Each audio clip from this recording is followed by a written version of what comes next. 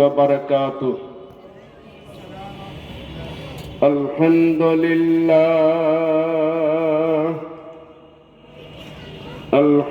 لله الذي خلق الإنسان وقد أتى عليه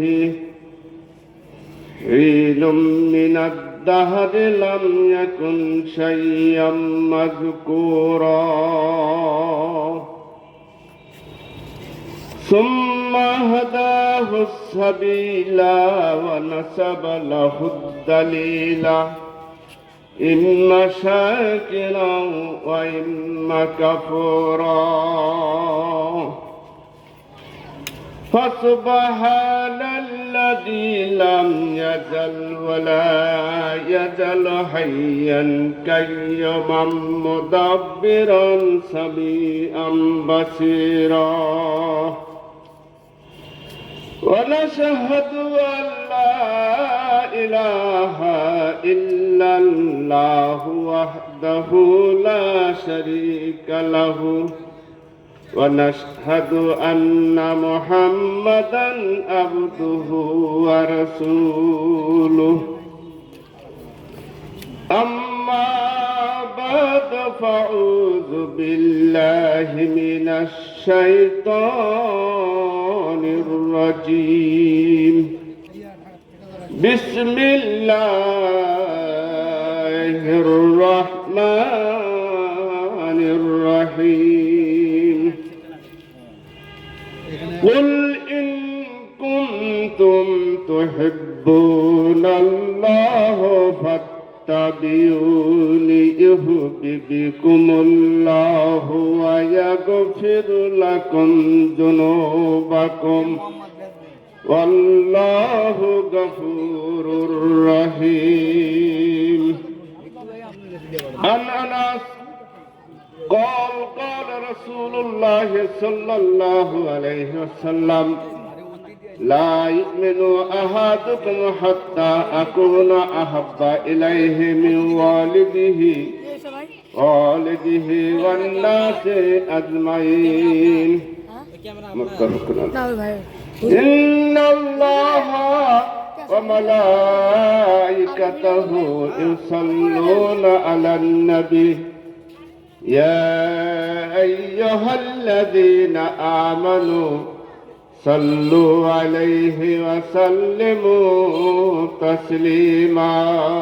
সবাই দরুদ ইব্রাহিম পড়ুন।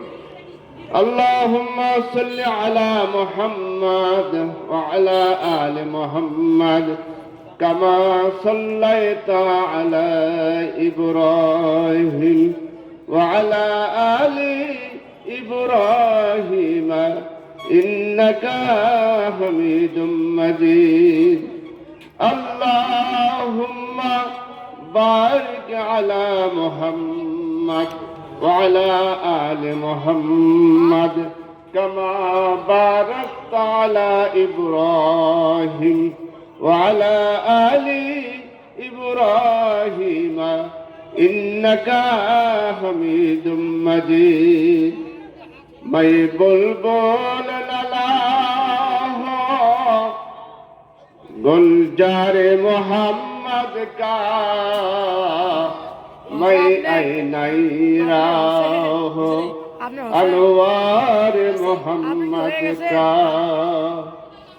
बुलबुल है फिदा गुल पर बुलबुल है फिदा गुल पर समेटे परवाना है इश्क मुझे अपने दिलदार मोहम्मद का। अल्हम्दुलिल्लाह समस्त तारीफ प्रशंसा गुणगान से महान अल्लाह रब्बुल आलमीনের জন্য যে মহান রব্বুল আলামিন আজকে ঐতিহাসিক সাতানি জামে মসজিদের উদ্যোগে বিরাট ইসলামী জালসা তাফসীর কোরআন মাহফিল, এই তাফসীর মাহফিলে বিকাল থেকে শুরু হয়েছে, এখন রাত প্রায় 8:30 বাজে। আল্লাহ রাব্বুল আলামিন আজকে এশার নামাজ পড়ে টাইট একটু সমস্যা কিছু হয় কথা বলার এবং শোনার কোনো সময় তৌফিক দান করেছেন। আর আল্লাহ রাব্বুল আলামিন এই রিয়াজুল জান্নাত বেহেশতের বাগানে হাজির হওয়ার সুযোগ করে দিয়েছেন। এর জন্য আল্লাহর দরবারে শুকরিয়া এবং প্রশংসা আদায় করে বলুন আলহামদুলিল্লাহ। সদর রাসূল সাইয়্যিদুল মুরসালিন খাতামান নবীন রাহমাতুল আলামিন বিশ্ব মানবতার দূত মুহাম্মদ রাসূলুল্লাহ সাল্লাল্লাহু আলাইহি ওয়াসাল্লামের প্রতি লাখ কোটি দরুদ ও সালাম বর্ষিত হোক। সবাই বলেন সাল্লাল্লাহু আলাইহি ওয়াসাল্লাম। আসলে ভালো কাজে সব জায়গায় বাধা, ঠিক না ব্যাঠিক বলেন? ভালো কাজে উৎসাহিত কম, খারাপ কাজে নাচ গান যে কোনো কাজ হোক, খারাপ কাজ সেখানে সবাই উৎসাহিত এবং জনগণ সেখানে বেশি সাপোর্টিং পাওয়া যায়, ঠিক না ব্যাঠিক বলেন? আজকে যদি এই সবার আয়োজন না করে এখানে যদি পাল্লা যাত্রা, ঘোড়ায় যাত্রা বা আকাশ থেকে লাল নীল ডানা কাটে বড়ি বর্ষিত হবে, তা আমার তো মনে হয় এত মহল্লায় হালা হাল ছাড়তো, জালে জাল ছাড়তো, পোয়াতি সন্তান ছাড়ে আসে হাজির হতো, ঠিক না ব্যাঠিক বলেন? আর এখানে সবার ব্যবস্থা করা হয়েছে রিয়াজুল জান্নাত বেহেশতের বাগান, যে বেহেশতের বাগানে চতুর্দিকে রহমতের ফেরেশতারা পাহারা দিচ্ছে। আর এই দেশের যত বড় নায়ক নায়িকা থাক না কেন, তারা বলতে পারবে না যে আমাদের মঞ্চে আল্লাহ রহমতের ফেরেশতা আছে, বলতে পারবে? পারবে না। কিন্তু আমার মতো নগণ্য লোক আমি বলতে পারবো, এই জায়গায় আপনারা যে কয়েকজন আছেন তার সাথে বেশি আল্লাহ রহমতের ফেরেশতারা চতুর্দিকে তারা পাহারা দিচ্ছে, এবং সপ্তম আসমান এবং জমিন থেকে তারা পাহারা দিচ্ছে। বিশ্বনবী মুহাম্মদুর রাসূলুল্লাহ সাল্লাল্লাহু আলাইহি ওয়াসাল্লামের সাহাবী ছিলেন মুআয ইবনে জাবাল, মৃত্যুবরণ করেছে।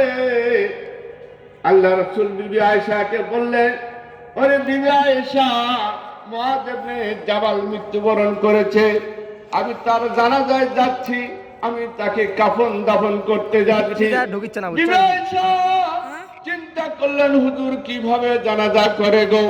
এই জানাজা দেখার জন্য তিনি বাড়ির ভিতর থেকে দরজায় দাঁড়িয়ে আছেন, রাস্তায় দাঁড়িয়ে আছেন।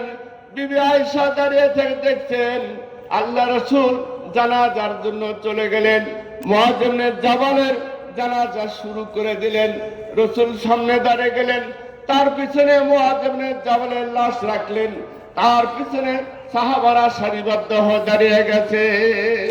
বিবি আয়েশা এখন দরজায় দাঁড়িয়ে থেকে দেখতেছেন যে রাসূল কিভাবে জানাজা করে। এই জানাজা দেখার জন্য তিনি দাঁড়িয়ে আছে। এমন সময় দেখলেন একখণ্ড মেঘ হয়েছে, মেঘের গর্জন শুরু হয়েছে, মুষলধারে বৃষ্টি পড়ছে। বৃষ্টিকে ভেদ করে রাসূলকে দেখা যায় না, মুআয ইবনে জাবালের লাশকেও দেখা যায় না, আর সাহাবাদেরকেও দেখা যায় না। বিশ্বনবী মুহাম্মদ রাসূলুল্লাহ সাল্লাল্লাহু আলাইহি ওয়াসাল্লাম জানাজা শুরু করে দিয়েছেন। বিবি আয়েশা লক্ষ্য করে দেখছেন যে বৃষ্টিকে ভেদ করে রাসূলকে দেখা যায় না, আর সাহাবাদেরকেও দেখা যায় না, মুআয ইবনে জাবালের লাশকেও দেখা যায় না। এবার বিবি আয়েশা চিন্তা করলেন, হুজুরের তো সমস্ত জামা কাপড় ভিজে গেছে, শুকনা জামার প্রয়োজন। এই জন্য বিবি আয়েশা বাড়ির ভিতর যে শুকনা জামা নিয়ে চলে আসলেন, দরজায় দাঁড়িয়ে আছেন। আল্লাহ রাসূল মুআয ইবনে জাবালের লাশ কাফন দাফন করে বাড়িতে চলে আসতেছেন। বাড়ি আসার সময় দরজায় দাঁড়িয়ে আছে বিবি আয়েশা, শুকনা জামা নিয়ে দাঁড়িয়ে আছে। রাসূল জিজ্ঞাসা করছেন, ওরে বিবি আয়েশা রে, আমি তো কোনোদিন দেখি না তুমি শুকনা জামানা দাঁড়িয়ে আছো, আর আজ কি জন্য এখানে শুকনা জামানা দাঁড়িয়ে আছো? বিবি আয়েশা বলছে, হুজুর গো, আমি কোনোদিন জানাজা দেখি নাই, কিভাবে মানুষ মারা গেলে তার কাফন দাফন করা হয়, জানাজা করা হয়। ইয়া রাসূলুল্লাহ, ইয়া হাবিবাল্লাহ, ওগো আল্লাহ রাসূল, আপনি যখন বললেন মুআয ইবনে জাবাল মারা গেছে, তার জানাজা করার জন্য আমি চলে যাচ্ছি। হুজুর গো, ওই যে দেখে আমার মনের ভিতরে কিউরিসিটি ডাকলো যে কিভাবে জানাজা করে হুজুর গো। এই জানাজা দেখার জন্য আমি দরজায় দাঁড়িয়ে আছি হুজুর। দেখলে এমন সময় আকাশে এক খণ্ড মেঘ হয়েছে, মেঘের তর্জন গর্জন শুরু হয়েছে, মুষলধারে বৃষ্টি পড়ছে। বৃষ্টিকে ভেদ করে হুজুর গো আপনাকে দেখা যায় না, মুআয ইবনে জাবালের লাশকে দেখা যায় না, সাহাবাদেরকে দেখা যায় না। ইয়া রাসূলুল্লাহ, হাবিবাল্লাহ, এই জন্য আপনি শুকনো জামানে দাঁড়িয়ে আছি হুজুর গো। কোথায় আপনার জামা কাপড় তো ভিজে নাই, সব তো শুকনো আছে।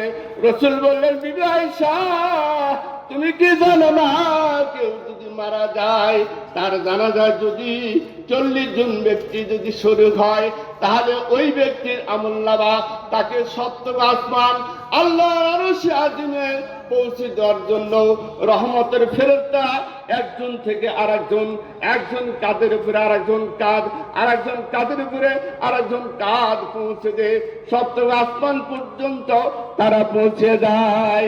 ওরে বিবি আয়েশা রে, ওইটা হচ্ছে মাইল আসমানিরা, ওটা হচ্ছে মুআয ইবনে জাবালের তার আমলনামা নেওয়ার জন্য ফেরেশতারা কাঁধে কাঁধ দিয়েছে, 70 জমিন থেকে 70 আসমান পর্যন্ত পৌঁছে গেছে।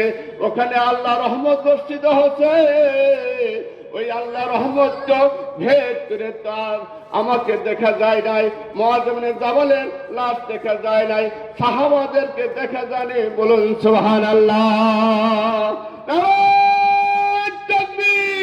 আল্লাহু আকবার। আল কোরআনের আলো, চলো হাদিসের আলো, ঘরে ঘরে চলো। নারায়ে তাকবীর। আল্লাহু আকবার। বন্ধুগণ, এলাকার মা বোনেরা ভাইরা যারা বাসায় আপনারা চুপচাপ করে শুনতেছেন, যে আওয়াজ তো পাওয়া যাচ্ছে, ডাক্তার সাহেব কথা বলতেছে, আমাদের এলাকায় থাকে, আবার ওখানে কি জন্য যাব যে আমরা ঘরের ভিতর থেকে শুনবো। এখানে যদি আসার নিয়ত করেন, নিয়ত করে আসার মধ্যে যদি আপনি ইন্তেকাল করেন, মারা যান, তাহলে আপনি জান্নাতে যাবেন। মুকাশাফাতুল কুলুব ইমাম গাজ্জালি রহমতুল্লাহ আলাইহি তেনার বইয়ে লিখেছেন যে একজন লোক জীবনে কোনোদিন নামাজ পড়ে নাই, রোজা করে নাই, হজ করে নাই, যাকাত দেয় নাই, কোনো কাজ করে নাই, কিন্তু একটা মহল্লায় এখন ইসলামী জলসা হচ্ছে, রিয়াজুল জান্নাত বেহেশতের বাগানে আয়োজন করা হয়েছে। এখন স্বামী স্ত্রী বিছানায় শুয়ে আছে, বয়স বহুত হয়ে গেছে, 70-80 বছর হয়েছে।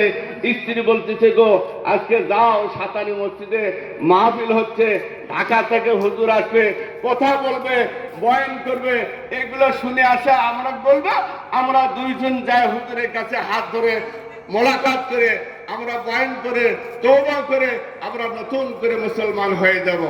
এখন শেষ বয়সে বুড়ির কথা না শুনে তার পারে না। বুড়ো যখন বলল যে যাও, বুড়ি যখন বলল তুমি যাও, এখন বাড়ি থেকে বের হয়ে আসতেছে। কিছু তো রাস্তা আসার পরে মালাকুল মউত সামনে এসে দাঁড়িয়ে গেছে। মালাকুল বলছে, এই তোমার নাম কি? বলছে আমার নাম আব্দুল মালিক। তুমি কোথায় যাবা?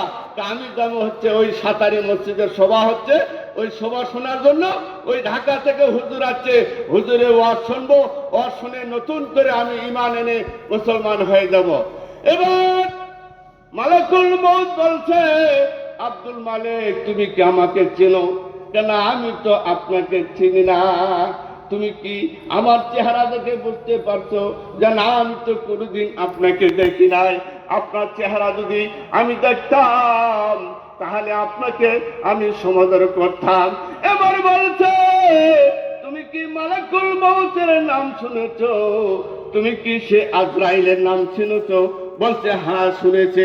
বলছে আমি সে আজাজিল, আমি মালাকুল মউত, আমি মানুষের জান কবজ করে থাকি, আমি তোমার জান কবজ করার জন্য এসেছি। তুমি এই মুহূর্তে তোমার জান কবজ করব। এবার মালিক বলছে, আপনি যদি মালাকুল মউত হয়ে থাকেন তাহলে আমাকে সবার মঞ্চে যাওয়ার জন্য সুযোগ দেন। আমি সবার মঞ্চে যাব, হুজুরের ওয়াজ শুনবো, কালেমা পড়ে নতুন করে মুসলমান হব, তারপরে আপনি আমার জান কবজ করবেন। মালাকুল মউত বলছে, কোনোদিন আমি কাউকে সময় দেই না, তোমাকে কোনো সময় দেওয়া যাবে না, আমি তোমার এই মুহূর্তে জান কবজ করব। বলতেছি আব্দুল মালিক, তাহলে আমাকে সবার মঞ্চে দাওয়াত দেন। তো তার কোনো সুযোগ দেওয়া হবে না, তাহলে বাসায় ফিরে যাওয়ার জন্য আমাকে সময় দেওয়া হোক। মালাকুল মউত বলছে আর 1 সেকেন্ড সময় দেওয়া হবে না। মালাকুল মউতের যা কাজ তাই করলেন, যান তার কবজ করে নিলেন। এখন মানুষ মারা গেলে মাটিতে পড়ে থাকে, ঠিক না ভাই ঠিক বলেন? এখন লাশটা মাটিতে পড়ে আছে। আল্লাহর বাহিনী আছে দুদল ফেরেশতা, একটা রহমতের ফেরেশতা আর একটা জাহান্নামের ফেরেশতা। জাহান্নামের ফেরেশতারা ডাকতেছে, টানতেছে, এইদিকে এই লোকটা কোনোদিন নামাজ পড়ে নাই, রোজা করে নাই, হজ করে নাই, যাকাত দেয় নাই, এই লোকটা সবার মাংস দেয় নাই, এই লোকটা জাহান্নামী। 72 ফেরেশতারা বলতেছে, বুখারী শরীফে প্রথম ইন্নামাল আমালু বিন্নিয়াত, নিয়ত করছে সবার মঞ্চে যাবে, কাজে এই লোকটা জান্নাতি। এখন 2 দল তখন ঝগড়া লাগে গেছে। আমাদের দেশে তো পুলিশ বাহিনী আছে, বিডির বাহিনী আছে, আনসার বাহিনী আছে, মিলিটারি আছে। এরকম ভাবে যখন 2 দল ঝগড়া যখন বেজে গেছে, ঝগড়া বাজার পরে এখন দেখতেছে বাড়ি থেকে মাপতে দেখা যাচ্ছে মেকাইল ফেরেশতা আসলো। মেকাইল ফেরেশতা আসে, দেখছে মাপ টিপছে, মাপে দেখাচ্ছে বাড়ি থেকে লোকটা সিকি রাস্তা গেছে আর 12 রাস্তা বাকি আছে। বলেন তো সিকি বেশি না 12 বেশি? 12 বেশি, সিকি কম। এখন লোকটা বাড়ি থেকে সিকি রাস্তা আছে, 12 রাস্তা বাকি আছে। বলেন তো লোকটা জান্নাতি না জাহান্নামী? লোকটা জাহান্নামী। জাহান্নামী হয়ে যায়, দুদু করে ফেরেশতারা টানে নিয়ে যাচ্ছে। আপনি যদি ম্যাজিস্ট্রেট কোর্টে একটা রায় দেয়, তখন আপনি জজ কোর্ট করবেন। জজ কোর্টে হারে গেলে তখন কি করবেন? হাইকোর্ট করবেন। হাইকোর্টে হারে গেলে আপনি সুপ্রিম কোর্ট করবেন। এখন দুদুকের ফেরেশতারা টানে নিয়ে যাচ্ছে। 72 ফেরেশতা আল্লাহর কাছে আরজ করল, আল্লাহ এই মেকাইল জমিন মাপছে, জমিন মাপার মধ্যে ভুল হচ্ছে, আবার নতুন করে মাপা শুরু করে দেন। আল্লাহ রাব্বুল আলামিন মেকাইলকে বললেন, যাও তুমি আবার একটু নতুন করে মাপে দেখো। এবার নতুন করে জমিন মাপতেছে। আল্লাহ রাব্বুল আলামিন জমিনকে ডেকে বলছেন, জমিন রে, আমি হচ্ছি তোর রব আর তুই হচ্ছে আমার সৃষ্টিজীব। আমার বান্দা বাড়ি থেকে কত দূর রাস্তা গেছে, এই রাস্তার জন্য জমিন পুনরায় মাপজোক করা হচ্ছে। জমিনে আমি যদি তোর স্রষ্টা হয়ে থাকি, আর আমি যদি মাবুদ হয়ে থাকি, আর তুই যদি সৃষ্টিজীব হয়ে থাকে, জমিনে তাড়াতাড়ি প্রশস্ত হয়ে যা। এবার মেকাইল জমিন মাপা শুরু করে দিয়েছে।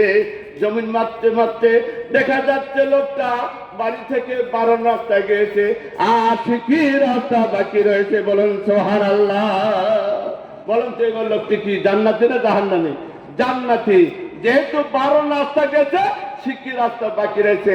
বন্ধুগণ, আপনাদেরকে বলছি যে এই রিয়াজুল জান্নাত বেহেশতের বাগানে আসার জন্য যদি কি নিয়ত করে রাস্তার মধ্যেও যদি মারা যায়, সেই জান্নাতবাসী হবে। সাহাবাদেরকে রাসূল বললেন, হে সাহাবারা, রিয়াজুল জান্নাত বেহেশতের বাগান কি তোমরা বলতে পারো? বলছি, ইয়া রাসূলুল্লাহ, দুনিয়ার ভিতর কি রিয়াজুল জান্নাত আছে? বলছে, হ্যাঁ, দুনিয়ার ভিতর রিয়াজুল জান্নাত আছে। রিয়াজুল জান্নাত হচ্ছে বেহেশতের বাগান। এবার সাহাবা বলছে, ইয়া রাসূলুল্লাহ, মসজিদে নববী হবে না বাইতুল মুকাদ্দাস হবে না বাইতুল মামুর হবে? রাসূল বললেন, সাহাবারে, যেখানে কোরআন এবং হাদিসকে আলোচনা করা হয় ওই জায়গায় রিয়াজুল জান্নাত। বলেন সুবহানাল্লাহ। এটাই হচ্ছে রিয়াজুল জান্নাত, বেহেশতের বাগান। বেহেশতের বাগানে আসলে আল্লাহ তাআলা আপনাকে নিরাপত্তা দেয়।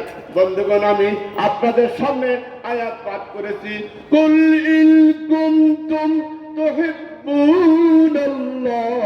ফাত্তাবিউনি ইউহিব্বুকুমুল্লাহ ওয়া ইয়াগফির লাকুম যুনুবাকুম ওয়াল্লাহু গফুরুর রহিম।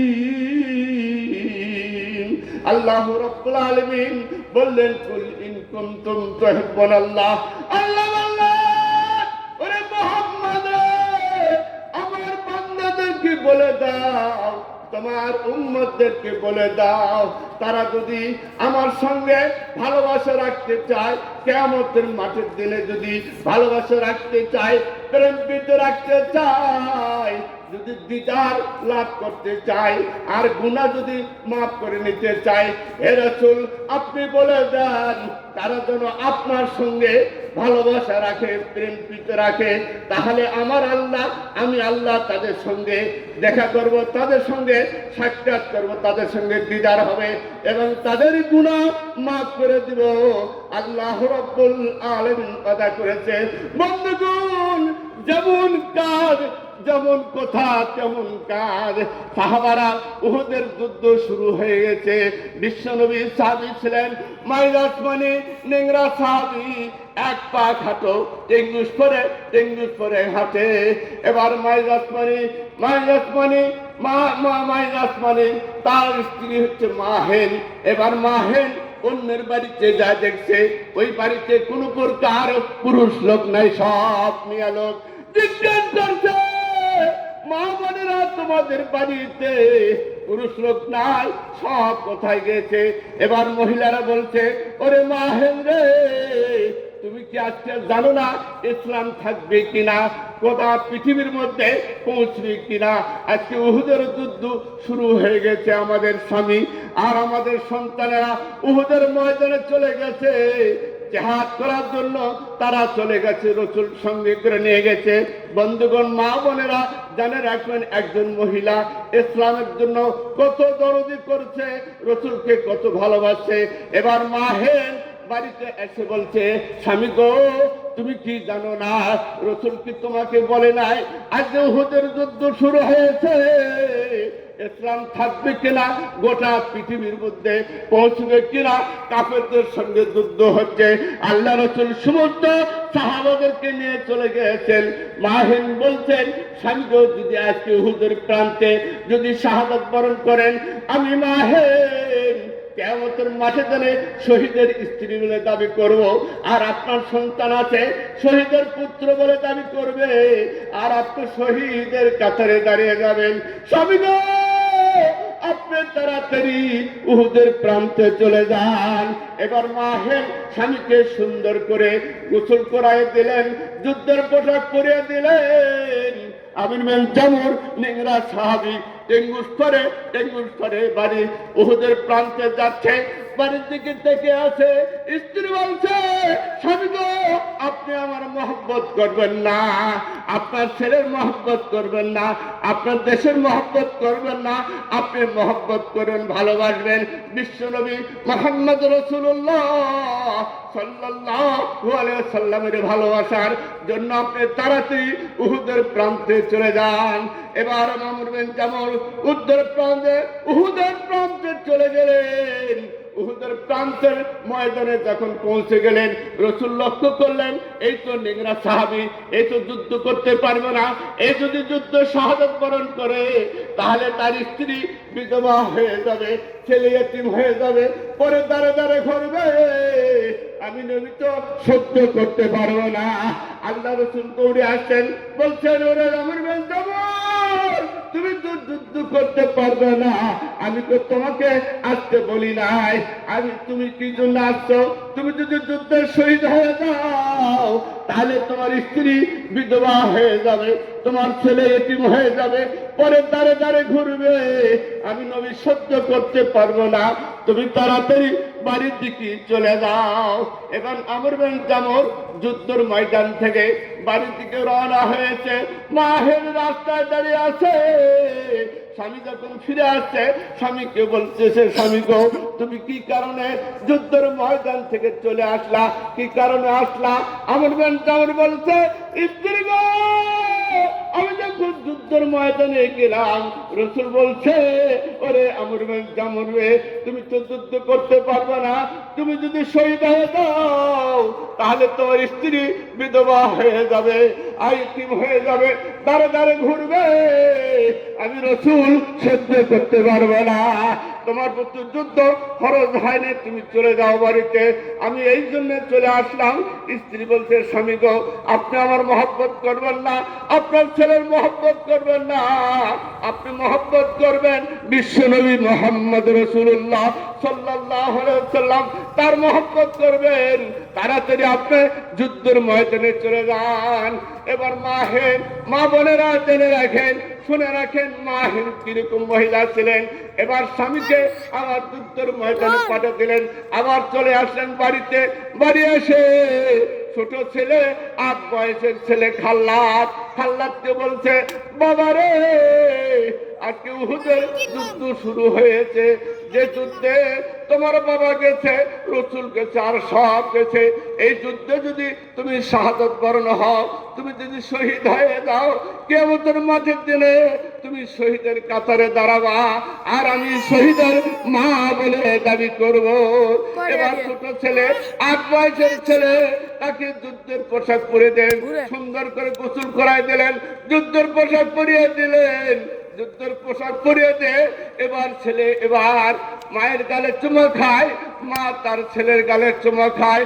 এবার ছেলে বলছে, মা গো, আমি যেন আমার নাকের ভিতরে জান্নাতের সুগন্ধি পাচ্ছি। মা, তোমার যদি বিশ্বাস না হয়, তুমি আমার নাকে চুমো খেয়ে দেখো, নাক নিয়ে দেখো, মুখের সঙ্গে দেখো যে আমার নাকের ভিতরে জান্নাতের সুগন্ধি পাওয়া যাচ্ছে। এবার মা চুমা খায়, ছেলেও মার গালে চুমা খায়। এরকম ছেলের কাছ থেকে, মায়ের কাছ থেকে ছেলে বিদায় নিয়ে চলে যাচ্ছে। এমন একটি লিঙ্গা তলোয়ারি দেওয়া হয়েছিল, কিতাবুল মাগাজি বুখারী শরীফে উল্লেখ করা হয়েছে। বাড়ি থেকে উহুদের প্রান্ত পর্যন্ত যে তলোয়ারটা ছিল, লেঙ্গা তলোয়ারি, নাংলের ভুরের মতো ভরে এরকম দাগ হয়েছিল। বাড়ি থেকে উহুদের প্রান্ত পর্যন্ত দাগ হয়েছিল। এবার উহুদের প্রান্তে এবার ছেলে যায়, মায়ের দিকে বলে, মা গো, তোমার কলিজার টুকরা নয়নের মনি একবারের জনর মনে দেখে নাও, মনে হয় না তোমার সন্তান আর বাড়িতে ফিরবে, তোমার খাল্লাদকে তুমি দেখতে পাবে না। মা গো, তোমার কলিজার টুকরাকে তুমি একবার দেখে নাও। এই বলে মায়ের দিকে তাকিয়ে থাকে, আর জিহাদের ময়দানে উহুদের প্রান্তে যায়। এরকম অবস্থায় উহুদের প্রান্তে পৌঁছে গেল, রসুলের সামনে যায়, বানে যায়, ডানে যায়, পিছনে যায়। এরকম কাফেররা রসুলকে তলোয়ার মারে। এবার ভাই মানুষ ছোট ছেলে এই তলোয়ার দিয়ে বাধা দিচ্ছিল। রসুল শুধু চায়ে থাকে, দেখে এই ছোট ছেলে, 8 বয়সের ছেলে, আমি তো একে খবর দেয় নাই, একে সংবাদ দেয় নাই, আর যুদ্ধের ময়দানে এসেছে, আমার সামনে যাচ্ছে, বামে যাচ্ছে, ডানে যাচ্ছে, কাফেররা তলোয়ার মারে, এই তলোয়ারে বাধা দিচ্ছিল। এমন সময় পিছন থেকে এক কাফের এসে নেঙ্গা তলোয়ারি দিয়ে ছেলেটার ডান হাত কেটে দিল। এবার ডান হাত কেটে গেল, গুস্ত লেগে আছে। এবার ডান পায়ের নিচে রেখে দিল, যে বাম হাত দ্বারা তলোয়ার ধরলো। একবার রসুলের ডানে যায়, বামে যায়, সামনে যায়, পিছনে যায়। আল্লাহ রসুল শুধু চায়ে থাকে, চোখের পানি ফেলে দেয়, আর ফিস ফিস করে কাঁদে। হাইরে ছোট ছেলে, 8 বয়সের ছেলে, ইসলামের জন্য, তার কোরআনের জন্য, আর রসুলের জন্য, আল্লাহর জন্য সে ডান হাত চলে গেল। আবার পিছন থেকে এক কাফের এসে তলোয়ার মারলো। তলোয়ার মারার সঙ্গে সঙ্গে বাম হাতটা কেটে গেল। কিছু গুস্ত লাগা ছিল, আবার ছিঁড়ে বাম পায়েতে রেখে দিল। এবার মুখের দ্বারা তলোয়ার ধরে নিল। এবার রসুলের সামনে যায়, বামে যায়, ডানে যায়, পিছনে যায়, এরকম যাওয়া শুরু করলো। পিছন থেকে এক কাফের এসে এমন ভাবে তলোয়ার মারলো। তলোয়ার মারার সঙ্গে সঙ্গে ছেলেটার ডান কেটে গেল, দ্বিখণ্ডিত হয়ে গেল। মাটিতে পড়ে লাফাইতে লাফাইতে বিশ্বনবী মুহাম্মদ রাসূলুল্লাহ সাল্লাল্লাহু আলাইহি সাল্লামের হাতে দাঁড়িয়ে গেল।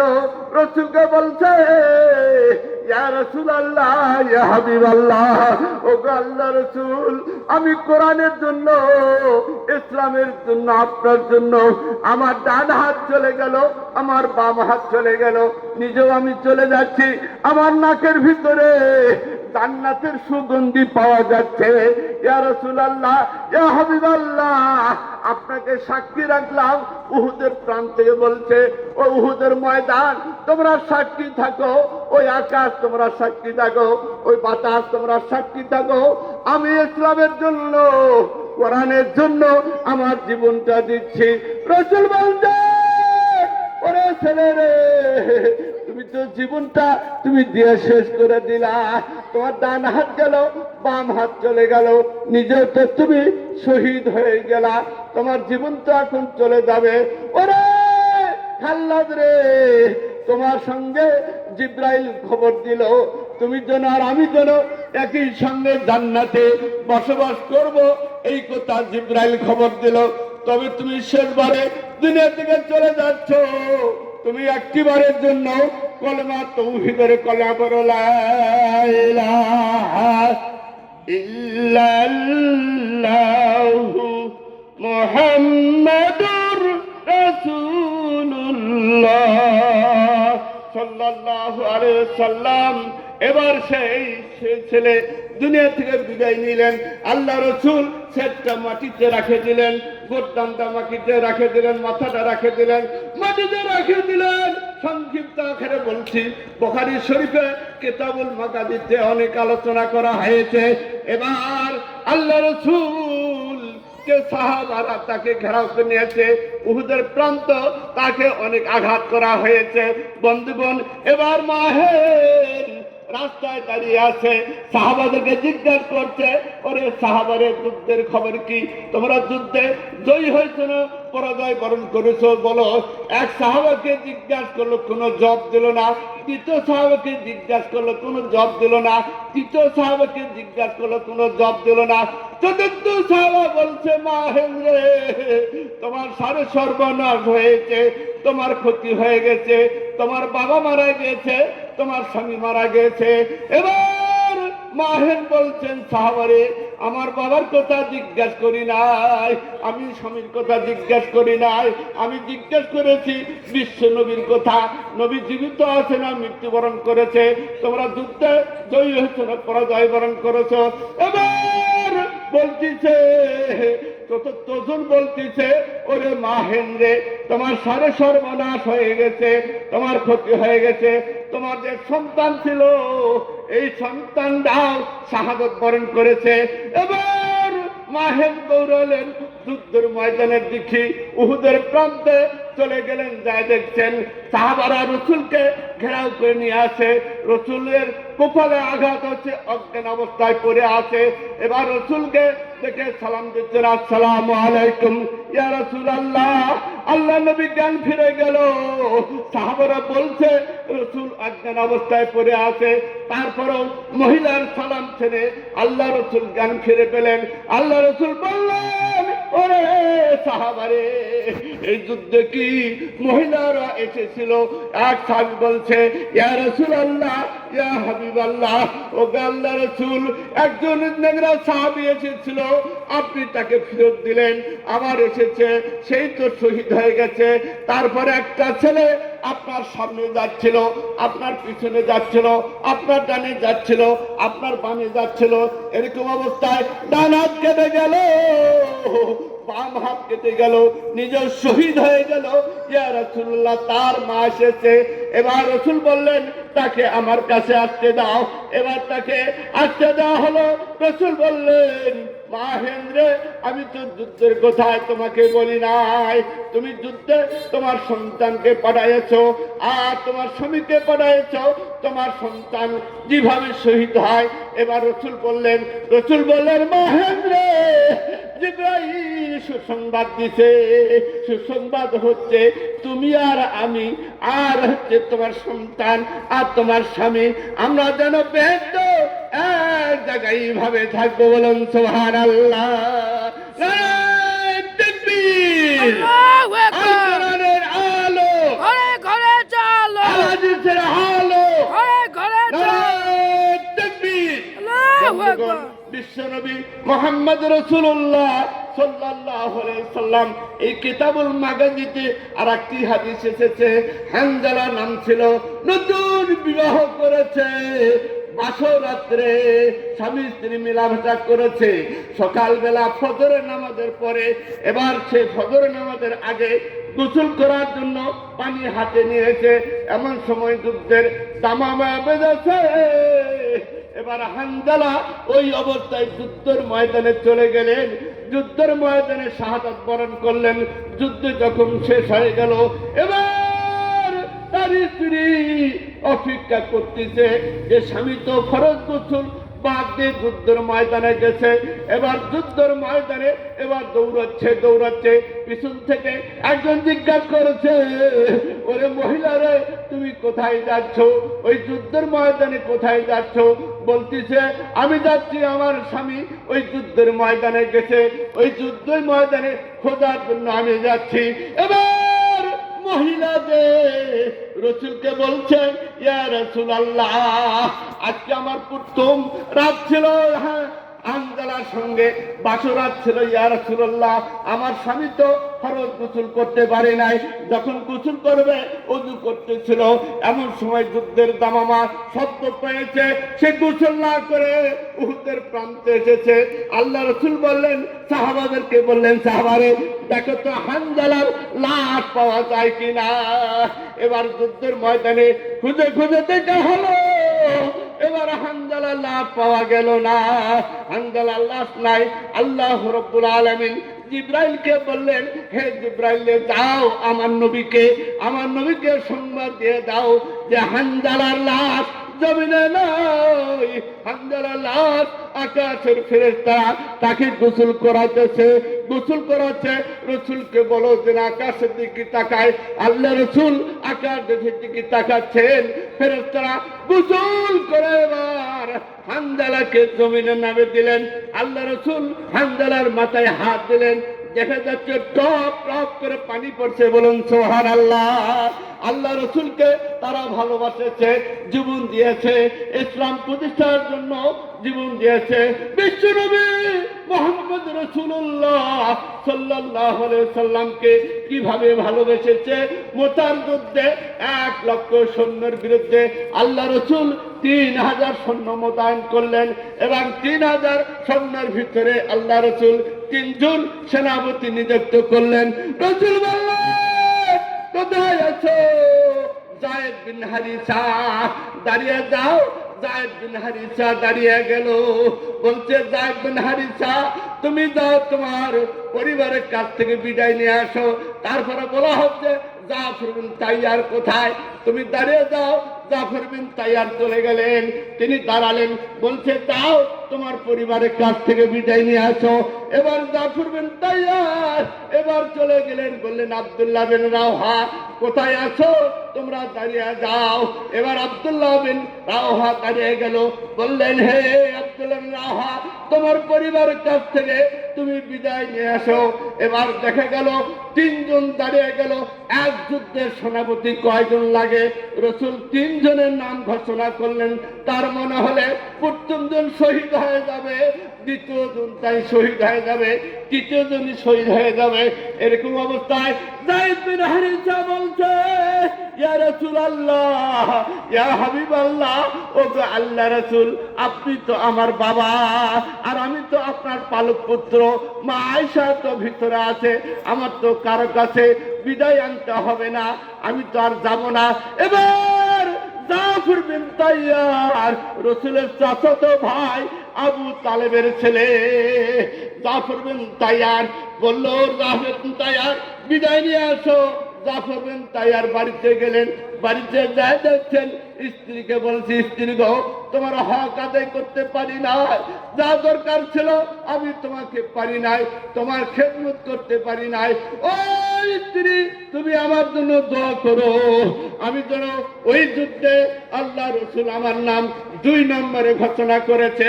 এবার তার স্ত্রী বলছে, স্বামী গো, আমি দোয়া করি তুমি যেন ওই যুদ্ধে গাজী হয়ে বাড়িতে ফিরে আসো।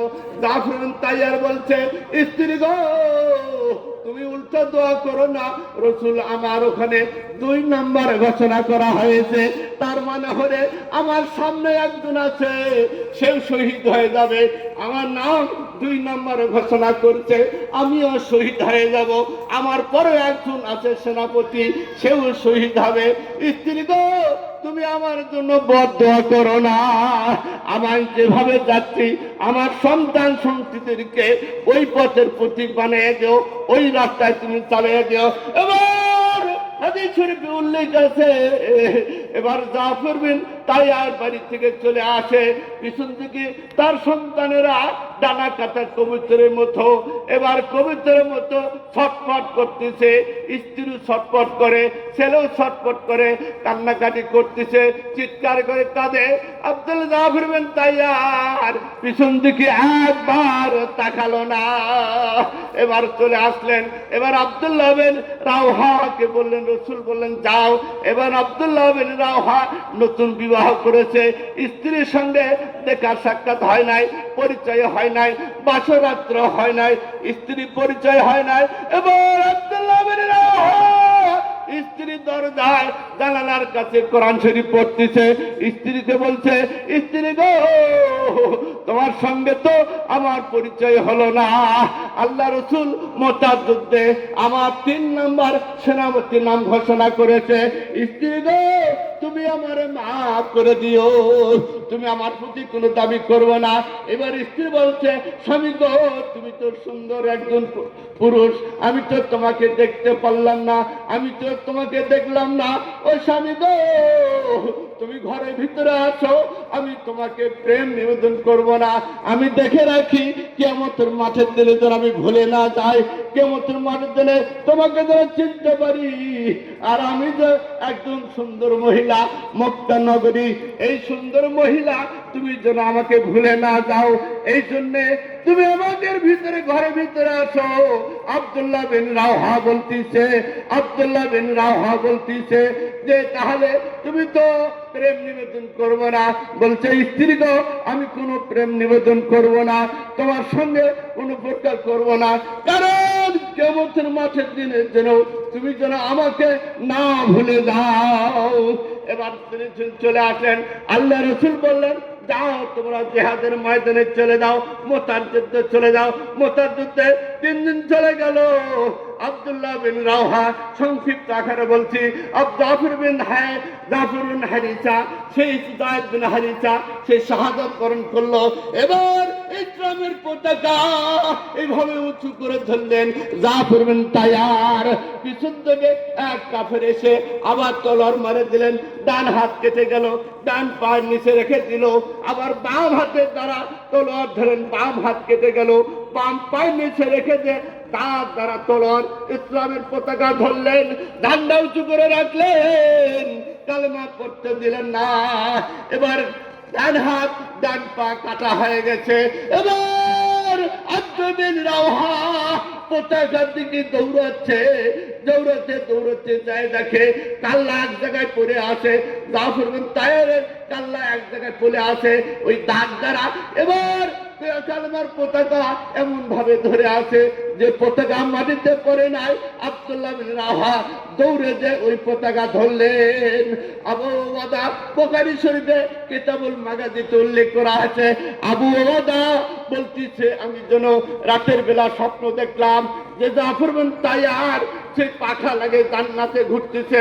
আমি জিজ্ঞাসা করলাম, ওরে জাফর বিন তাইয়ার, আল্লাহ তোমার সঙ্গে কি ব্যবহার করেছে? জাফর বিন তাইয়ারকে বলছে, এ আবু ওবাদা, আমি তো আল্লাহর কাছে বললাম, আল্লাহ আমাকে দুনিয়াতে পাঠিয়ে দাও, আমি আবার শহীদ হব, আবার জিহাদ করব, আবার শহীদ হব, আবার জিহাদ করব, আবার শহীদ হব।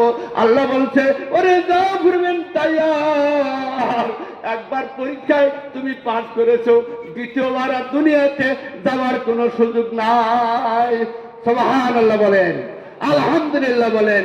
আল্লাহ রাব্বুল আলামিন কে ভালোবেসেছে, এই জন্য বলেন, আনাস قال رسول الله صلى الله عليه وسلم لا يؤمن احدكم حتى اكون احب اليه من والده والناس اجمعين। বলা হচ্ছে তুমি ভালোবাসো তোমার ছেলে, তোমার মেয়ে, তোমার পরিবার, তোমার আত্মীয় স্বজনের চাইতে বেশি করে ভালোবাসতে হবে বিশ্বনবী মুহাম্মদুর রাসূলুল্লাহ সাল্লাল্লাহু আলাইহি ওয়াসাল্লাম। আল্লাহ বলছেন তাহলে ইয়াগফির লাকুম যুনুবাকুম আল্লাহু গফুরুর রহিম, আমি আল্লাহ তোমাদের পাপ ক্ষমা করে দেব। আরেক জায়গায় সূরা সাফ বলছে ইয়া আইয়ুহাল্লাযীনা আমানু হাল আদুল্লুকুম আলা তিজারাতিন তুনজিকুম মিন আযাবিন আলিম তু'মিনুনা বিল্লাহি ওয়া রাসূলিহি ওয়া তুজাহিদুনা ফি সাবিলিল্লাহি বিআমওয়ালিকুম ওয়া আনফুসিকুম। আল্লাহ তাআলা বলছেন হে ঈমানদাররা, আমি কি তোমাদের এমন একটা ব্যবসার কথা বলবো না যে ব্যবসা তোমরা করলে তোমাদের কি হবে, তোমাদের গুনাহ সব মাফ করে দিব, আর তোমাদেরকে এমন একটি জান্নাত দিব যে জান্নাতের তল দিয়ে দিয়া নহর প্রবাহিত হবে। বলেন সুবহানাল্লাহ। আল্লাহ তাআলা ওয়াদা করেছেন যারা আল্লাহ এবং আল্লাহ রাসূলকে ভালোবাসবেন আল্লাহ তাদেরকে জীবনে গুনাহ মাফ করে দেবেন এবং তাদেরকে জান্নাত দেবেন। আল্লাহ তাআলা আমাদেরকে প্রত্যেককে কবুল করুন। আল্লাহুম্মা আমিন। আসসালামু আলাইকুম রাহমাতুল্লাহি ওয়া বারাকাতুহু।